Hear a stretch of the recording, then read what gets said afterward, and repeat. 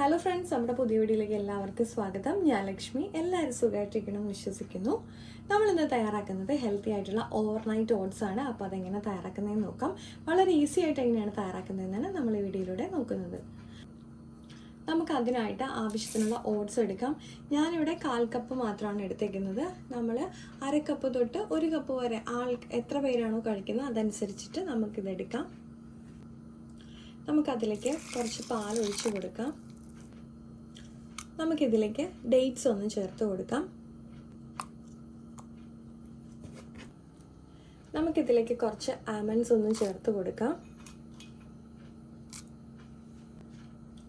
നമുക്കിതിലേക്ക് ലേശം cinnamon powder ഒന്ന് ആഡ് ചെയ്ത് കൊടുക്കാം. നമുക്കിനി ഇത് തണുക്കാനായിട്ട് നമ്മുടെ ഫ്രിഡ്ജിലേക്ക് വെച്ച് കൊടുക്കാം.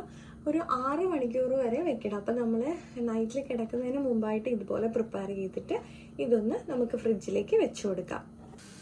അപ്പം നമ്മൾ തണുപ്പിക്കാനായിട്ട് എടുത്ത് വെച്ച് നമ്മുടെ ഓട്സ് ഒന്ന് എടുത്തിട്ടുണ്ട്. നമുക്കിനി ഒന്ന് കുറച്ച് തണുത്ത വെള്ളം കൂടി ചേർത്തിട്ടൊന്ന് അടിച്ചെടുക്കാം.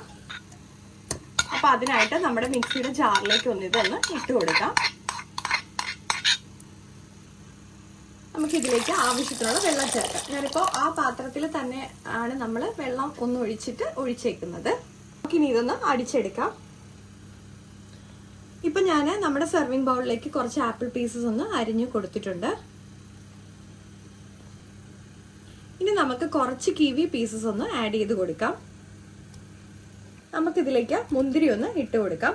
ഇതെല്ലാം ഓപ്ഷണൽ ആണ്, നമുക്ക് ഇഷ്ടമുണ്ടെന്നുണ്ടെങ്കിൽ മാത്രം ആഡ് ചെയ്താൽ മതി. ഇനി നമുക്ക് ഇതിലേക്ക് നമ്മുടെ ഓവർനൈറ്റ് ഓട്സ് നമ്മൾ അടിച്ചെടുത്ത് ഒന്ന് ചേർത്ത് കൊടുക്കാം. അപ്പം നമ്മുടെ ഹെൽത്തിയും ടേസ്റ്റിയും എളുപ്പം തയ്യാറാക്കാവുന്ന ഓവർനൈറ്റ് ഓട്സ് റെസിപ്പി ഇവിടെ തയ്യാറായിട്ടുണ്ട്. അപ്പോൾ എല്ലാവരും ഒന്ന് ട്രൈ ചെയ്ത് നോക്കണം.